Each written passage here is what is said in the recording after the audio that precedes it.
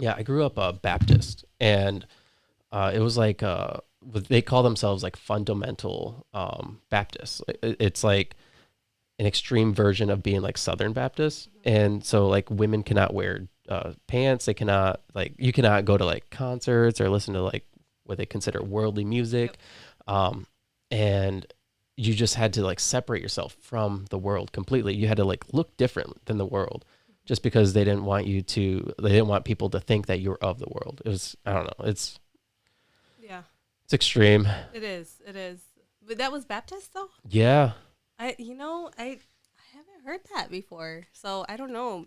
I think Well, there's probably different types of Baptists there's and definitely different types of Baptists. Like there's Southern Baptist. There's I yeah. think just Baptist. Like Maybe that's Southern what I'm used to Southern hearing. Baptist is like more like I don't know. It's like more gospel in Yeah. a sense. That's what I picture is like, people with the long draped Yeah. things and, singing and Yeah. happy and standing up, in church. Yeah, it's Yep. like if you go to African American church, Yeah. it's like that. Yeah. Exactly. Yeah. People are like yelling and like hmm praise God, like praise Jesus, like Yeah. I've always wanted to go to one. I don't know why. I to an just, African American church. yeah. Yeah. I think it would be Or wild. just a Baptist one because I Yeah. don't know if it's just, what we see portrayed on the movies, but they just look fun. Mm. Yeah, and I'm a believer in God. I don't go to church all the time. I don't like to say that I'm religious, but I personally believe in God. So, It would, so what kind of church do you go to when you do go to church? so I grew up Catholic. So when I go to church, it's a Catholic church. But honestly, there's been another church here in my area that I live in DeWitt. So Oh, okay. there's a non-denominational church and stuff. I think for me, it's just about hearing the word and like that. That's what I want. Right. It's nothing that I've actually really touched on, so it's kind of funny when I get asked, like, "Whoa, what did you grow up being?" And it's like, but I think for a lot of Latinos, like especially in Mexico, predominantly most are going to be Catholic. So Yeah. my parents are very involved in the church. Yeah. Yep. I'm sure. Are they from Mexico? Yeah, they're Yeah. from Mexico. They're from Oaxaca. It's a state in southern Mexico on almost on the coast, right? Like so Mexico kind of looks like a hook. That's what I like to describe it as. So it's like on the butt part of the hook. That's the best way I can describe it. But they actually have like a big African Mexican like descent population, which not a lot of people know about that, and I don't think that's like something that's taught in history Why? books. Why is that? Like why there is. Yeah. Why is Um, there a huge descent population? so they just immigrated over there. I am gonna be honest, and I don't really know like the history behind it. But there's quite a big like population. I mean, they look African American, but they'll speak to you in Spanish. Wow. Yeah, yeah. So it's cool, and they're a lot of them will wear like the traditional clothing that Mexicans wear, and especially for the state of Oaxaca. So I think it's cool. I think it's just cool how like history kind of takes you on these different whirlwinds that you don't really expect. So and it brings people together. Yeah. Yeah, absolutely. And like the Hispanic culture is one of the most accepting cultures as far as like bringing other people in. Yeah, yeah, That's what I've noticed. yeah. I agree. Because I'm like an outsider. Like I told you, I'm Hispanic. However, I grew up pretty much just being Caucasian. Yeah. Like I was adopted into a white home, like no like Hispanic heritage at all. Okay. And then after I found my family, they were extremely accepting. They brought me in. They just like I was always part of the family. Yeah. Like and they're just so accepting of anybody and everybody. Yeah. And it's crazy, right? Because sometimes I don't think, at least not when I was growing up, I didn't really think about identity or like self awareness. Who am I? Those type of questions until you go through different things in life. And for me, recently, obviously, with what I do, I'm a real estate agent, but I think for me and why I love what I do is because I feel like I'm helping people. And the fact that I can do it in both English and Spanish, and I think that obviously is a big tie to like how I grew up. I grew up with I was a first generation Mexican American. My parents came, as immigrants. They came illegally over 30 years ago now, Wow. and they've had to adapt to a whole different country. Which you hear about it all the time, but like when you see it and you see the obstacles that your parents faced, it's almost like for me, I feel like I am getting like a do over through the clients that I have because a lot of them have similar obstacles or did before, or they are just clueless. And sometimes I'm helping people that also don't have the documents to back them. For them to be here legally. Right. I never even thought about that. Yep. what kind of things did your parents face coming over here that Uh, you witnessed? that I witnessed, like discrimination for sure. And then, sometimes it wasn't so blunt, not like how you picture it. Like you didn't always have to be like necessarily like rude people or like Karen type of things, which I've seen that.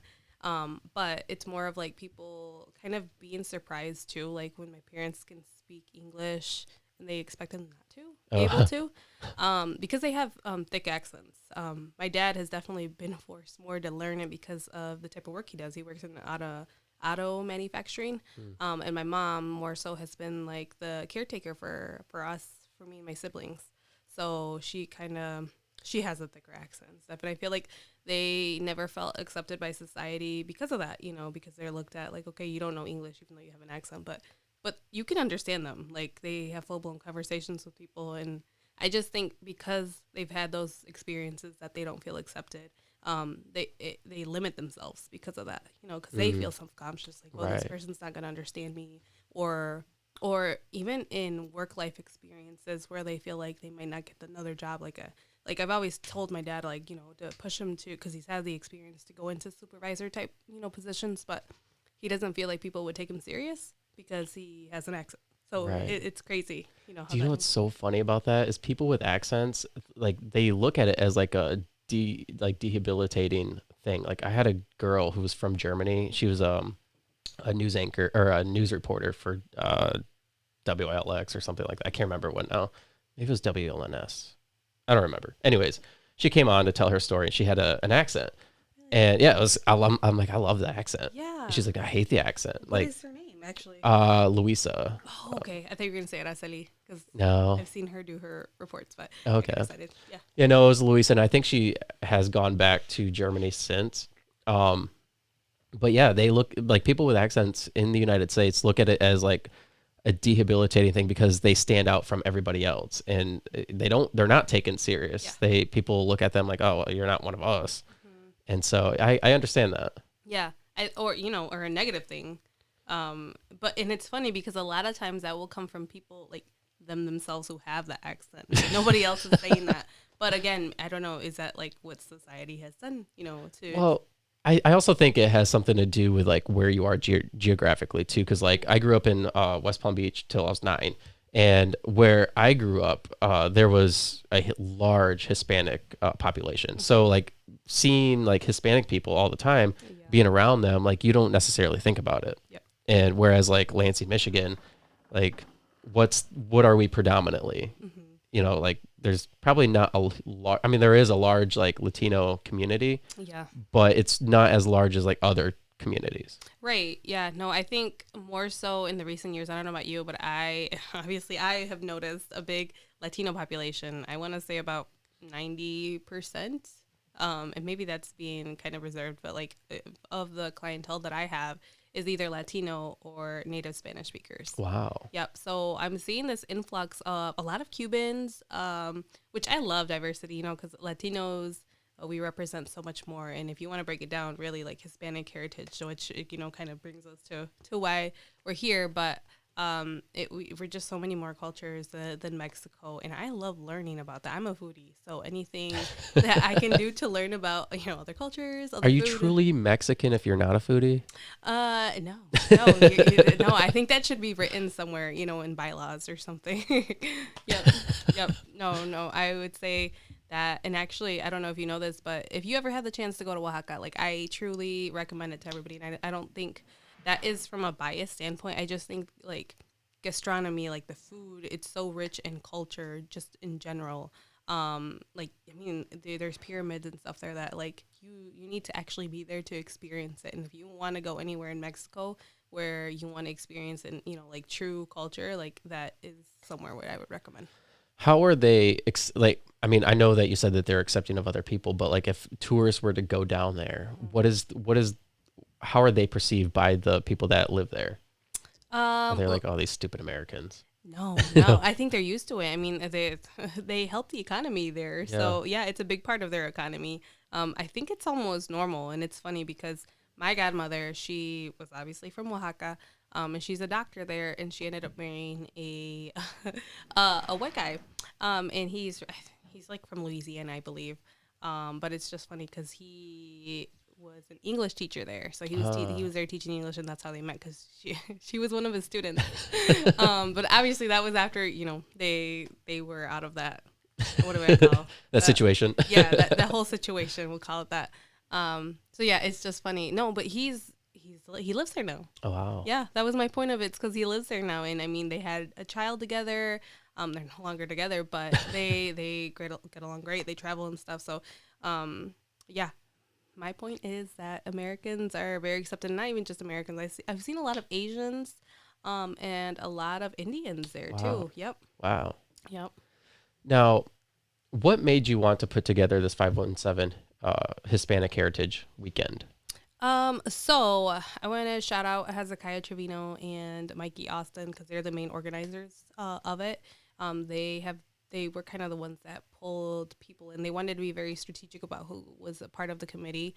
Obviously for me, they knew my background, and I think that was why they wanted me to, kind of assist them in bringing the authentic part of it, right? Because we have a big population here that is Mexican, but they're... Do you know what the population is? Like how many people? No, I don't. I was trying to look up like census information, so I will have to get back to you on that because I am very curious too. I'll see if I can look it up. Yeah. Yep. So, yep. And they pulled us in, the different people in different industries. For me, obviously, I see a lot of the community because I'm active in it. But the reason they wanted to do something is because there's just nothing that celebrates the Hispanic culture. So I don't think that's another thing that I want to educate people on too, is like the difference between Hispanic and Latino. Latino, you're talking about all Latin countries. But Hispanic is anything, with Hispanic, like basically anywhere that speaks Spanish. Think of a country that speaks Spanish that are considered Hispanic. Like Spain. Mm-hmm. Yeah. Yep. Yeah. So when we break it down, there was nothing that celebrates them here in the Lansing area. And when you think of Michigan, the capital should have something like that. Yeah, absolutely. You have to go to Grand Rapids. We have to go to Detroit.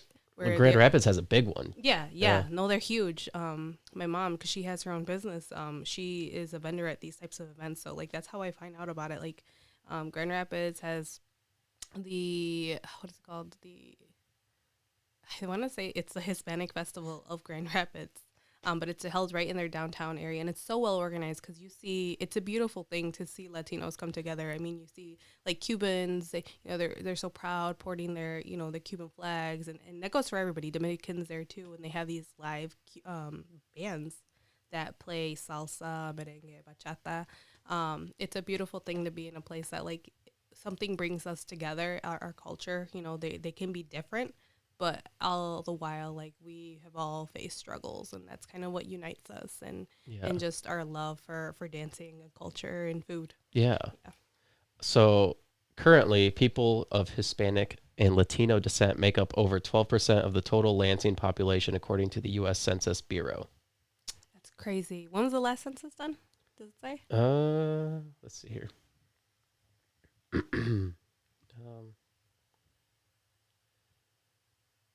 I wonder what like compared to other cities, like where we're at. Yeah. Well, especially compared to like Grand Rapids and right. Detroit. Yeah, where they have these big communities, which is actually why I have become so passionate about having something structured and organized, and that's what we're working on. So that's why when I was more than happy when they reached out. I was actually very honored. Because these are people that I don't know if you know this, but Mikey Austin, he was the founder of Juneteenth Festival here in Lansing. So he's definitely somebody you're going to want to talk to. Yep. Yeah, I'll have to take his name. Yep. I don't know when it was. Because I think it's done every 10 years, right? So I was just curious when the last one was done. Yeah, I don't know. It doesn't say. Yep.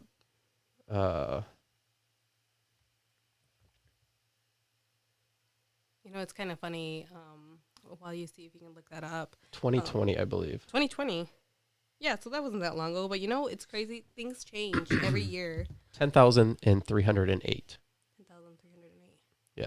I'm sure that has grown recently. I'm sure it has. Yeah.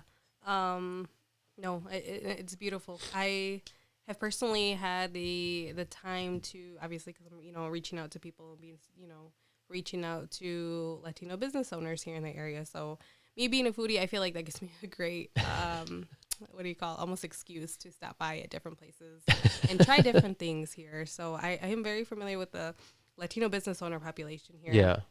And I hear the same things. So that goes to my next event, and which is what I am one of the main organizers there. Me, St. Paul Benavides, and Elena Herrera. We actually started at a meeting that we held at Maria's Cuisine. Again, we're always trying to support our community. I think it's very important to be conscious about where you're putting your hard work, worked money. Yeah. So this just was born because we're business owners. At the end of the day, like, I have to run my own business. There's several parts. There's things that I've had to learn on my own, but it would have been easier if there was like an organization, almost like a chamber of commerce or, a business organization for Latinos. Just because you have a sense of like belonging to something, right? You have a community. Yes. Yeah. But somewhere that it's almost like a resource. Like, okay, Right. you've been through this, you've already built your business, like people that you can ask, like even stuff like what kind of equipment should I have? For me, for my real estate business, like I didn't know that, I could have a bookkeeper, I could hire it, like, or if I've seen that you recently got one. Yes. A bookkeeper. Yes. Yeah. Yep. So that's Elena Herrera. She was actually one of the organizers of the Latino Expo that we're having on October 7th, which I want to invite you to if you were already planning on attending that, and the 517 Hispanic Heritage Festival. They're going to be dope events. We have a really good lineup for both, actually. So I'm very excited that so many people were on board. And the reason that I'm so excited is because I think people are seeing, the need for that, and they see the need also for Latinos to come together in the sense of the business owners. I don't think people realize that there are so many of us. Yeah, no, I didn't realize it until honestly you posted it. You said you posted something on, I think it might have been the 517, and you're like looking for Hispanic business owners for, I think, the 517 Hispanic Heritage event. Yes. And I seen the list and I'm like, wow, there's so many. There's a lot. I've never heard of most of them. And that's only the ones that, had commented. I can't imagine the people that, didn't get to see the post. So that is the kind of the journey that we're on. The mission is that we are, in the future are going to be able to offer these types of resources where there's going to be like workshops for business owners on how to hire an employee, how to retain an employee, how to, and do it also where, because a lot of these business owners are native Spanish speakers. So that's another thing. Right. Language barrier is such a big thing in the community. And there's just a lack of it. And what I do, I think there's, off the top of my head, probably 5 or less Spanish-speaking like agents that I know of. Wow. So that puts you like up at the top. Yeah, I mean, it's kind of become that, but obviously because I have to put myself out there, for what I do to generate, clients. But also, I think it helped that, my parents, where my mom sits, and my parents are just known in the community as it is. So I don't know. It's been a blessing. I definitely, I like to think that I'm where I am because people see the good in somebody. And when they know that you're being genuine and you're helping them with them, something, you're making a difference in people's lives. Yeah. So that's what I feel like when I'm Absolutely. And that's what people want at the end of the day. They want somebody that's genuine, somebody that's real, somebody that actually cares. Yes. Not somebody who's like one of the most frustrating things is like when you go to buy a car and somebody's like just trying to push the sale. Yeah. And instead of like actually like trying to figure out what your needs are, like what do you want, like, and then not be pushy about it. Yes. And I'm sure it's the same way when somebody buys a house. Like they don't want somebody who's going to just be like, yeah, this would work for you. This would be a great location and everything. Like, no, they need something that is close to work, something that's close to their schools, like somebody who understands their struggles. Yes. And that's important. It is. And it's funny because we're talking about Latino, like real estate agents and, Spanish speaking agents, but also just like the lack of good options for good real estate agents, because there's hundreds that you could choose from. You know? But then you have to kind of show why you should work with me. And for me, the way that I make myself stand out is honestly like being engaged with the community, because that's how I know what the necessities are. In homeownership comes like so many other topics that are like the lack of access to that knowledge like exists. So for example, like credit. I've run into that with a lot of my clients that come from other countries. Like they didn't know that they like how to build credit here or So like the importance of it. when you come from another country, Yeah. your credit start at zero essentially? It's You have almost no like, credit. yeah, you don't have anything really. Wow. You have to start from like nothing. So when somebody comes from another country, like let's say Mexico, Yeah. they're trying to become a citizen. What is that process? And like To how, become a citizen? well, obviously we know what the process is to become a citizen, but like what all does that entail and how difficult is it to integrate into society? It's so difficult. Like buy obviously buy a house and Yeah. like I mean because you have no credit, so Yep. like what do you do? Well, you're running into that, and a lot of people aren't finding that out until they're here, right? Because you need housing, you Right. need a job, Because even apartments sometimes you need credit to you get need it. that, yeah, or a background check. And if you're new Right. here, like then you really don't have any references, so that brings a whole, other issues, Um, yeah, just housing is a big need, and I see that for any minorities, especially. But obviously, because that's what I see on a daily basis. Yeah, it's crazy. I can't picture what my parents went through when they first came over to the United States. Actually, they first started in Florida because they were migrant workers. So that's my Yeah. my background, as far as them, and I'm proud of talking about that because I What's actually wrong with talking about that? well, because I feel like some people would be embarrassed, and it's funny to say What? that out loud, but like, yeah, even though we don't look at it like that because it's a part of your journey, um, for me, I'm proud of that because I come from humble beginnings. If you were to see the towns that my parents came from, like I know why they left. Right. Now they are one of the successful people that made it out of those pueblos, is what we call them, towns. But But that's like the beautiful story it of is, like the American dream, right? yeah, You start off in this position where you don't have anything and you work from the bottom to the very top. yeah, Like, yes, those positions that you're in absolutely suck, but that's what kind of defines who you are as a person. And that's what yeah, makes you strive to want to be successful, especially if you have a family. hmm, Um, yeah, that's like, I mean, literally the story of rising above, like becoming better, becoming a better yeah, person. And yeah, that's the American dream. That's what everybody strives to be. And yeah, that's probably what every Latino, every immigrant who comes to America wants. Like yeah. they don't mind starting. I mean, I don't want to say they don't mind, but they're willing to start in that position because they hope for a better future. Yeah, they're willing to make those sacrifices. Right. Yep, and they knowingly do so. Yeah. Some people end up losing their lives trying to make that happen. Because we know that people try to cross illegally, even still now. Yeah. Now it was probably easier back then when my parents were coming here. But even then, like you have to start from like the bottom of the barrel and Right. build your way up. Like I said, they started as migrant workers, and then somehow at that point, the auto industry was very booming. Obviously, this was in late 1980s. And my dad happened to find a good job that he Wow. could do because it's still manual labor at the end of the day. Right. So yeah, I think that's kind of how they got into a position where they were able to be a little bit more stable. And then they ended up in Lansing. In the Latino community, even then, they will tell you that that was like almost I non-existent. Like they believe just it. started seeing an influx, years Wow. after years, which has been great because they've been able to build a sense of community within Spanish speakers, native Spanish Yeah. speakers. And kind of be at the center of it too. Yeah, yeah, Yeah. exactly. That's really cool. Yeah, Yeah, I can't imagine what it would be like to have to come here not knowing anybody or anything, the language or anything, and then just try to build try to build a life. a life. That'd be so difficult. Like even just simple tasks of going to like a bank or going to a store and not having somebody understand what you're saying. Yeah, no, I tell my parents all the time the things as when the amount of stuff that I have to explain to my clients, and it's like for me, it's so important to educate them about every single thing because it's gonna do me more good if they understand the whole process, not me just having them trust me. Because I mean that's a big part of it, right? They trust me as their agent that I'm gonna look out for their better interests, but also explaining like what this entails. Like, okay, um, for example, if you were to default on your lending, even though I'm not the lender, but I need to be able to explain that to them. Like, okay, this is a big commitment. Like, Right. it's probably going to be for the 30 years. I would say so with the Latino community, they like to look at it in that sense. Like, I'm going to be here for 30 years, Mm, it, and that's how important and a big step, owning a piece of property is here. Like that's most people's wealth. right. that's Yeah. where their equity is. That's true. Mm-hmm. Yeah, that is most people's wealth. Yeah. Yep. So, and obviously me being able to educate them, like when we're looking at houses, like, okay, what can we do here? Like, you know, that's going to add value. So maybe 5 years from now, your life is going to look a little bit different. You might outgrow your home and then you want to sell it. So then, you know, putting you guys in a better position so that you guys can make money off of this.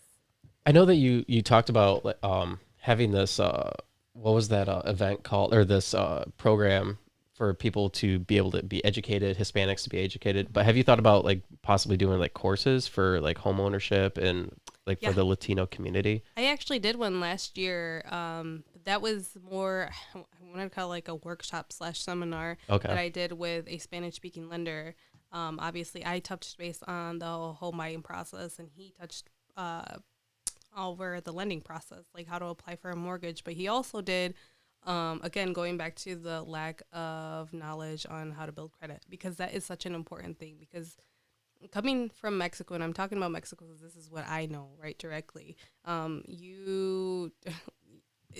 the mindset is to not owe. Like, it's a big thing. You don't want to owe, you know, any type of debt. And even though here you have to have credit, that's almost like you have to have some sort of debt and show that you are able to pay them, make those payments. That's how you build your credit. There, no, like, and even having a bank account, again, going to the issues that some people are scared of banks. They don't trust them. Right. Because you have to have a social security, like stuff like that. So I'm sure there's a lot of people, more than, you know, than would like to admit, that have their savings account just at home, which is a scary thing. It is scary. Yeah. Yeah, because if you have a fire or something, that's gone. Yeah. Yeah. So. Yeah, that's wild. Yeah, credit's a crazy thing because we refinanced a few years ago, and in order to refinance, I paid off a credit card, had no debt. And they're like, yeah, you need to like rack up that balance a little bit. You need to put money on that credit card. Like, really? Yeah. So I had to it was literally like $115 and like 13 cents. Yeah. I had to keep it at that. Yeah. Just so like it boosted my credit just a little bit. What? Yeah. So I could get a better interest rate. And these were the lenders telling you that? This was the bank. Or the mortgage company. And that's counterintuitive, right? Because they don't usually, you have to have like less than 30% is what they don't want you to use more than that. Yeah, I don't even know. Yeah. I don't even know. Yeah, it was so ridiculous. Like the card was paid off, but they wanted just a little bit on there to show that like I still use it. Mm-hmm. I don't know. It's weird. It's counterproductive sometimes. I feel like some stuff doesn't make sense. So when we're up there and we're supposed to be the experts and trying to explain it, they're like, "Wait, what?" You know, because they're just looking at us, you know, to have all the answers to that. And I'm like, I'm sorry, that's not the one. That's one of the things that I find very confusing to try to explain to people from other countries where you just pay what you have. That's why a lot of people you see that they're living within their means. Right. Yep. Right. Yep. Well, I mean, honestly, that's a better way to live.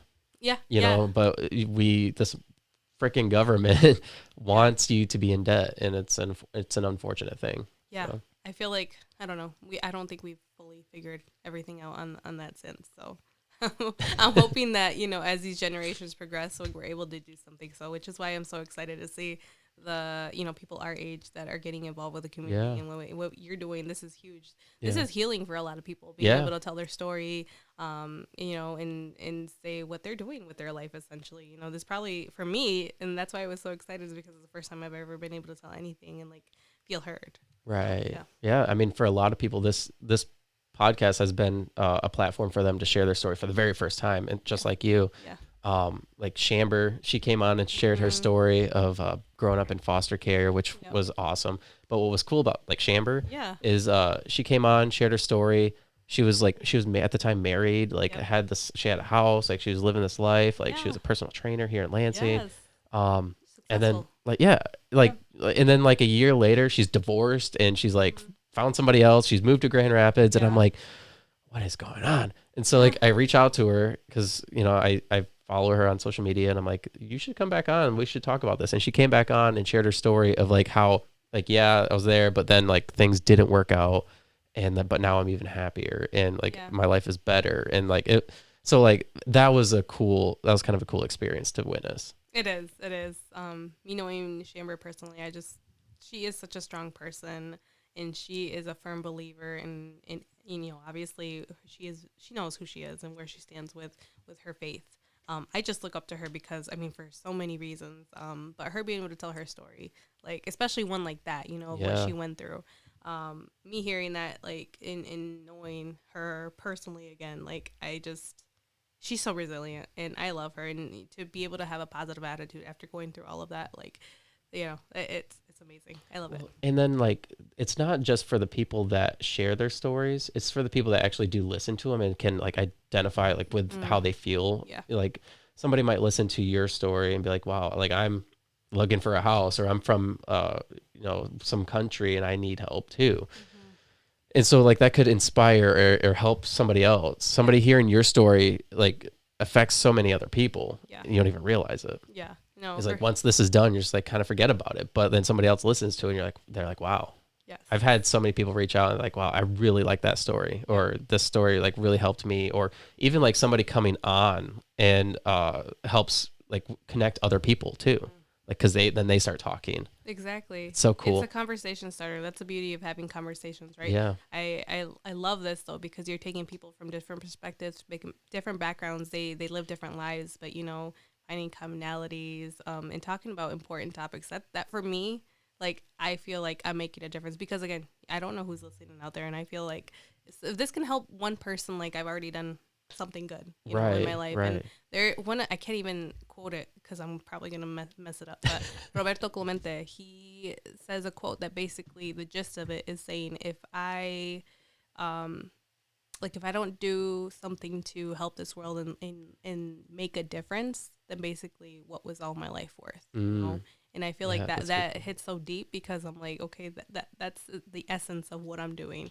My avenue and the vehicle that I'm using to do that and make a difference is real estate. But essentially what I love is, and what I'm passionate about, is the fact that I feel like I'm making a difference in people's lives, making it easier for them, giving them the access, to feel like they're heard. A lot of these people, they've already had and, gone through things where they haven't felt heard before. So I like to feel like that I'm going to be there to listen and really look for your needs, because essentially a good real estate agent should be a good listener, and shouldn't go based off your financial needs, but making them aware of what their needs are, or like where they are in life, financially. That's a big thing. I think numbers is always going to be a big thing. Yeah, and educating is the biggest thing, right? Like, a piece. Because when you're a first time home buyer, like when we bought this home, we didn't know anything about the home buying process. Like, this is the first time we've ever done it. So, and then, and then obviously coming from another country, not being able to speak English and not understand, the best of like the process of everything. Like, what? Why do I gotta sign all these papers? Or what am I signing? Yeah. Like, there's a lot of small print. Yeah, there's a lot. Yes. Yep. So like the whole process, like the education around that is very important. And if you're willing to provide that to somebody, that's extraordinary. Yeah. And break it down. I think that's the biggest piece. Like I said, like I could give you a piece of paper right now, sign it, trust me, but what are you signing? You don't know. Right. Like, what are the stipulations of me signing? I'm accepting this house as is. Right. Which there's so much that I could dive into. There's so many rabbit holes to go down. But the biggest piece is just educating. I think you give people power when you educate them. Absolutely. Yeah. But I feel like there's a lot of people that don't want other people educated. They just want you to just do it, and then you're stuck with this house, or you're stuck with this payment, you're stuck with in the system. Now, as far as like the Hispanic Heritage Weekend, what can people expect during that weekend? Like, what events will be happening? Yeah. When is it? Like, all that information. Yep. So the 517 Hispanic Heritage Weekend is happening September 22nd to the 24th. Now, the 22nd, it's going to start off with that Friday is going to be like a networking mixer.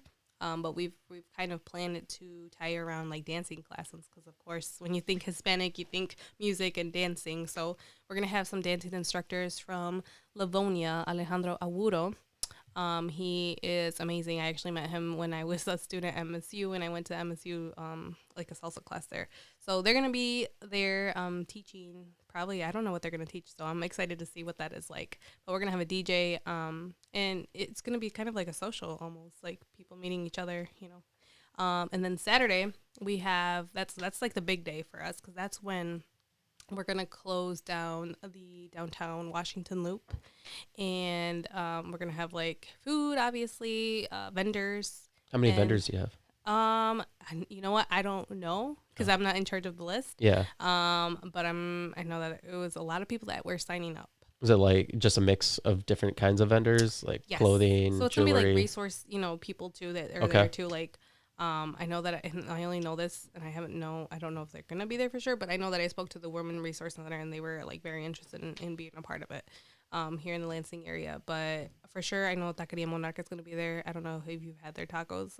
They're really good. They're close friends of mine too. What is it called? Taqueria Monarca. They have like a big monarch butterfly. That's how everybody knows them. Okay, where's it located? So typically they're gonna be located right off of that's gonna be Grand River, and in between MLK and I forgot what that other street is on the other side. But basically kind of by the airport. Okay. Yep. Okay. Yep. There's a Sunoco gas station and they're right there. Oh, okay. Right, yep. Yeah, Grand River. Yes. Yeah. Yep. So, yep. Ana and Mario, they own that food truck. And they opened, I want to say like 2 years ago, but they've been very successful. Again, Wow. it's beautiful seeing people that I know like being successful at what they do. So they're going to be there. And then also just off the top of my head, I know that we're going to have like a Touch of Frida boutique. That's actually my mom's business going to be there. She's going to be selling her clothing. Does she have a storefront? No, not a storefront. We're working on that. I am trying to push her to do that again. It goes back to how do you do that, Right. Yep. Right. Because she's done everything online and she's been pretty successful. She does it online and I want to say the last 2 years now or last year and a half, she's been going to like vendor events. And she's doing been very well. I actually joked with her because I was like, I seen her statements and stuff like that. I'm like, Mom, you're making more than I was when I was working at MSU. she is. So she's doing very well for herself, and I'm proud of her because a lot of immigrants come with that mindset like I don't want to work for anybody else. So finding something that she loves because she loves talking about our culture. That's one thing I find about immigrants is that they work. Could be offensive, but they work harder than a lot of us Americans. Yeah. Oh, sorry, my watch. Yeah. For some reason. Say it louder for the people in the back. That's what they're saying. Yeah. Yeah. So my family that came from Honduras, I have my first cousin. She lives in South Carolina. She opened up a cleaning business in South Carolina, like 3-4 years ago, and it's extremely successful. She grinds so hard, and then her mom, I believe, or no, her sister opened up a Hispanic restaurant. I don't know if it was like Mexican food. Okay. She's Honduran. Okay. But she Really? opened, in Indianapolis, and that was extremely successful. She like married this Dominican guy, and they had these restaurants together like a chain. Oh wow. And then what are they called? I don't remember. I think it might have closed down. Like yeah, but I've never been there. Okay, I was getting excited. I'm like, if I ever go there, I need to know like where I need to go. Yep. Yeah, I don't remember. I don't know. I think my dad was like saying that it's like a mix of like Mexican and like Dominican, and like maybe some Honduran. Yeah. I don't know. Yeah.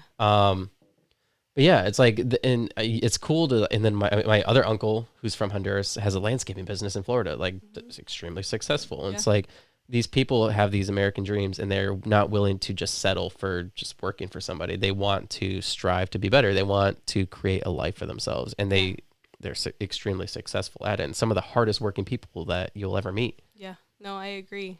Obviously, people might say that I'm biased, because I was raised by immigrant parents, but I've seen what they can accomplish. These people, I'm talking about the immigrants, and that goes for anybody that comes from a different country and makes a better life for themselves here. But like they start from zero. Mm-hmm. Doesn't matter, that they're jumping over all these barriers. Language is the biggest one because essentially when you see people coming over here, like, and especially people that have like degrees, and they're not able to do that here. Right. You know, because they basically have to go back to school and, Yep. you know, do everything over It again. doesn't transfer over. Yeah, it doesn't transfer over, and then they have to, you know, start with these, you know, jobs that they don't need degrees for, and they're not getting paid. You know, they're getting paid accordingly to that job. Right. Right. So I don't know. It's just crazy to me. So I think immigrants, they come with the mindset again. They don't want to work for anybody. That's not the end goal for them, and that's how I think. Yeah, and I think that it's also important to like note that like coming from another country and not being able to necessarily get a degree, but start a business and grind and like make it successful and just learn along the way is like something that isn't really talked about, because like you like here in America, you kind of get the you have the mindset of like you need to go to college and then maybe work for a business, get experience, and then maybe open up your own business. Like you need to have the experience, or like you need to like have the education in order to do something. Yeah. Whereas like you could just learn to do it. Yeah. And then learn from somebody who like has the experience. Yes. And just learn along the way. Yes. Yeah. And that's why I'm excited for this expo, because we're going to have, and I can tell you a lot more about that because I'm a lot more hands-on on there. I like to say. Yeah, let's talk about it. Yeah. So as I told you before, you know, the mission of this is to gather people that, you know, with the like-mindedness, they have a business. Okay. So they might be different businesses, but there's so much that they can learn from each other. And there's ways that they can collaborate that they don't even know, but like that can better their business. You know, I was just talking with Saul, who is the owner of Taqueria El Chaparrito. I don't know if you've been there before. Oh my gosh, you need to go. You need to be a foodie if you haven't already been a foodie, but I'm telling you, you meet so many amazing people, and to hear their stories. So he was telling me that, like, there's stuff that he didn't know when he was starting his business. Like, he literally had no restaurant experience, and from one day to another, he was actually a general contractor, working construction, putting up drywall and stuff like that. He actually said, which I didn't know this, that he helped build the Acapulco that's in Frandor. Oh, okay. Yep. So he was a part of that, and at that point, he was actually starting to get that kind of, you know, idea. Like, I want a restaurant of my own. He's like, I can do this. I can do it better. Yeah, and he was never a cook or anything like that. But like, you don't need to do that, and that's the beauty of it. Like, you just have these minds. You know, that's what entrepreneurs are. You just make it happen. You know, you hire people who are good at it. Right. You know, you pay them well, and then, you know, you're giving jobs. That's the beauty of what small business owners bring to the community here, and I think that's why it's so important, because they contribute so much more than I think people realize. Yeah. Or that the government realizes. Yeah, absolutely. I mean, like, how many of your big major cities like Los Angeles or Miami, like places like that where typical like Hispanic people migrate to, are like how much of their economy is based on the Hispanic population? Yeah. Probably the majority of it. Yeah, especially because I mean the population's huge over there. Yeah. Yeah. And it's like, I mean, how much, I mean, we obviously looked at the census, who knows how accurate that is, but like how much of our economy here in Lansing's dependent on that? Yeah. Yep. Or just boil it down to like how dependent are we on those skills, you know, for people to have those skills and stuff. So for me, I've really seen a need for these business owners that they and I'm sure you can figure out really quick that they need help with their social media. They don't know, and one of it is because like the technology barrier. They don't know how to. I mean, it's I don't know what to say. It's just grown so fast. It's developed over the last few years. You know, out of sudden, I remember teaching my parents how to text. Wow. Like that was a thing. And then now like you throw a computer at them, they're like, okay. They never had to use that when they were coming up in school. Everything was very old school, like not even I was gonna say dry erase board. They didn't have that. No, they had a chalkboard. That's how they learned, you know, and they didn't have no projectors or anything like that. No. But yeah, there's a big need for social media people that are bilingual. That is key. Bilingual. We're seeing a big influx of people. And for me, when I worked at MSU, I worked for a department called Migrant Student Services. So that department focused on helping people, specifically students, obviously, with farm working backgrounds, whether it was them or their parents working in the fields. They were able to get access and the help to finish their bachelor's degree. MSU brings in migrant workers? So no, they bring in students. Oh, okay. With farm working backgrounds. Oh, okay. So that's how they became eligible for those programs. Oh, okay. Yep. So okay, gotcha. Yep. All right. Yep. One of the big programs though was camps. It was called CAMP, and it starts. It's what is it called? The acronym is for College Assistance Migrant Program. I was actually a student through there. So it's kind of full circle when I ended up being the office manager for the big department that housed that program, because it was 5 different programs. But the reason that I brought that up is that because they have, these students that come in. So we have the talent, and then we're seeing, a lot of them are bilingual. I would say Right. about 95% of them are bilingual, because there's also, you're seeing students that are from like Haitian backgrounds. I forgot what other nationalities we've seen there too, but majority is obviously Mexican.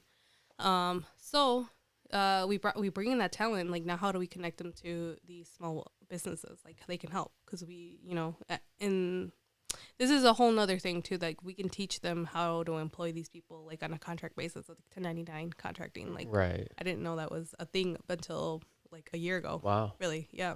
Wow. And learning how they can do that. So That's yeah. cool. Mm-hmm. That's really cool. Yeah. So when do you plan on making this expo a thing? And so it's a thing. It's a thing. Yep. It's planned for October 7th. It's gonna be 12 to 7. It's gonna be at the Lansing Mall. And a funny story, we actually chose the Lansing Mall. Well, I'll give credit to Zane, and if he listens to this, he's gonna laugh. But they have the MMA fights, in the Lansing Mall. I did not know that. Yeah. So do you know, like, Brown de Leon? No. Like, he puts up they're pretty much, it's his baby. But yeah, they put that, and they organize it, I want to say. I'm What like is, all what over is the it? place. I'm It's sorry. No. MMA fights there. Yeah, but who is the person? Ron de Leon.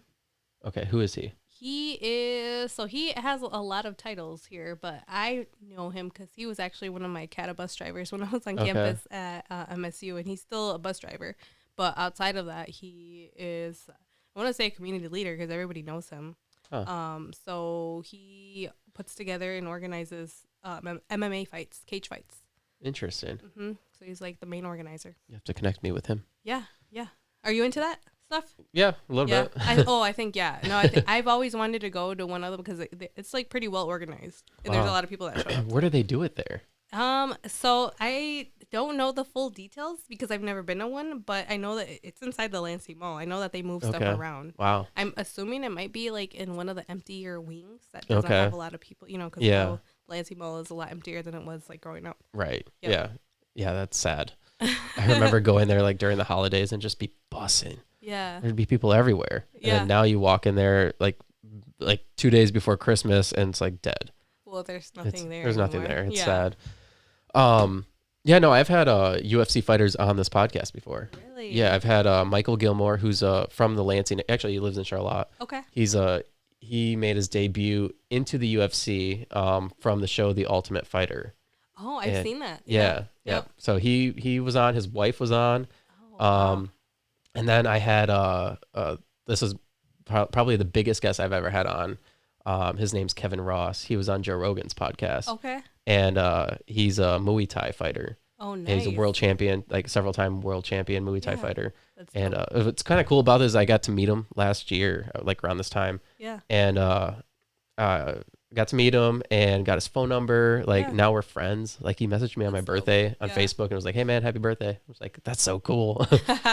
But yeah, so I like that kind of thing. Yeah. It's kind of cool. So. No, I'll have to, you're going to have to meet a lot of these. I would even push you to have some of these people on your I would love to. podcast. Yeah. I would love to. St. Paul Benavides, I give him a lot of credit. I consider him one of my mentors, because he was actually my Chicano Latino advisor when I was at Everett. I went to Everett. Yep. So yeah, and I want to give him credit too, also for kind of opening my eyes to going to college. He had this thing called Latinos to College, where essentially you'd gather all the Latinos from all like the high schools and take them to MSU. That's where I remember going and like seeing people that look like me in positions where they're like, oh, admissions counselor or director of migrant student services. Right. Yeah. Right. It's a powerful thing that makes you want to work towards that. Yeah, absolutely. Yeah, that's awesome. Yep. So he's just one of the many people, and even like these small business owners, like I said, they're fascinating what they've been through. Everybody's story is a little bit different, but the mindset of immigrant, like that's what it boils down to. It's just wanting better for yourself, wanting better for whatever, if you have family or not, legacy you leave behind. Right, exactly. And I think that's what every immigrant wants, right? Yeah. They just want a better life. They want, I don't know, it's crazy because like, I think about it like, we are so entitled here in the United States, like Yeah. being from here, like people that are actually don't have any heritage elsewhere and Yeah. they're just born and raised here, don't like we take everything for granted, and including myself, it's so easy it's so Yeah. easy because we have things great here in America. Like you don't Yeah. think about how desolate it is in other countries. Like I have siblings in Honduras that struggle, like they can't get, they can't get food. They struggle for food, they struggle for clothing, they struggle for all these things. Yeah. They don't have cell phones. Like they have cell phones, but it's like, like you got to pay for like minutes and stuff. Like it's not like you can just get on Facebook at any point in time or look at things up on Google whenever you want. Like it's Yeah. We're so spoiled here. extremely spoiled, Yep. and we don't think about that. Yeah. And so I don't remember where I was going with that point. No. I love that you brought that up though, because and it's funny because I'm in an interracial marriage. My husband's white, and we talk about this stuff all the time because like I always joke with him, because I don't mean any offense by it, but I'm just like, you have no culture, 'cause you grew up here, because he never really identified with anything, he just did his Right. what is it called, ancestry DNA, Like and 23andMe type of thing. yeah, he got his genetics done essentially, and he's 23% English, so I call him my English muffin, but it's just funny because not that there wasn't any interest, but like you just grew up knowing you're white, and that's the gist that I get from him. That's kind of his whole spiel, But like I got the opportunity to take him and my son to Mexico 2 years ago now. So that was an eye-opening experience for them, because it's obvious that it's like I want to say second world country. I mean, you see like when people live poor, they're like they live poor. You see Right. homeless here, but it's so much different there. But I see homeless with phones, smartphones. here, yeah, I Yeah, know, and they're no, fat. Like no. no, and you don't see that over there. I mean, you see kids that are on the street. They should be in school, but they're selling gum or helping their parents, whatever they're selling. They're washing windshields and stuff like that because they're trying Right. to make money. Right. I'm like, I think that was very eye opening for both my husband, but my son as well, because he was 8 at the time. No, he was 7. So for him to see that, and question that and like see how good you have it here, like, Right. oh man, this is why my parents came over here, so we didn't see that. But I feel like we're almost sheltered from what's really going on in the world. Yeah. That's happening now. Yeah, absolutely. Like I don't know if you've seen the movie what's it called? The Sound of Freedom. Did you watch that? No, I want to. That's a huge eye opener, like to what other cultures go through. I mean, we obviously have sex trafficking here in America, but Hispanic cultures are being targeted down there because it's so much easier to just like swipe up children, because they promise these things like, oh well, if they could possibly become like get money for like, I don't know, like modeling and stuff, and obviously that's something they need down there is money. Like people need money and people need resources, and when you have people promising that and then they just take your children, like it's just, I don't know, that's a huge eye opener to like what it's like in other countries. Yeah, I don't know. That hits home for me. Obviously now it's a parent, I can speak on that behalf, that perspective. It's like, because I actually seen, and this happened. It was like a lady that was walking with her son. She literally thought she was, he was behind her. Long story short, like these people stole him, like abducted him. Was this here in the United States? That was in Mexico. Wow. And she, they put up pretty much like the equivalent of what an Amber Alert is here. They found him like a day later in a van, and like the people had cut his body open. Oh my gosh. To stuff him with drugs, and like basically that's what they were sending. He's gonna be like a mule. Yeah, wow. yeah. So that was very sad. Like I remember crying. I got very emotional when I seen that because like I have a son. Like, right. And he was 7 years old. So wow. Man, that's a tearjerker. Yeah. That was kind of my point, is like the security that we have here in the United States. Obviously it varies depending on where you are in the country.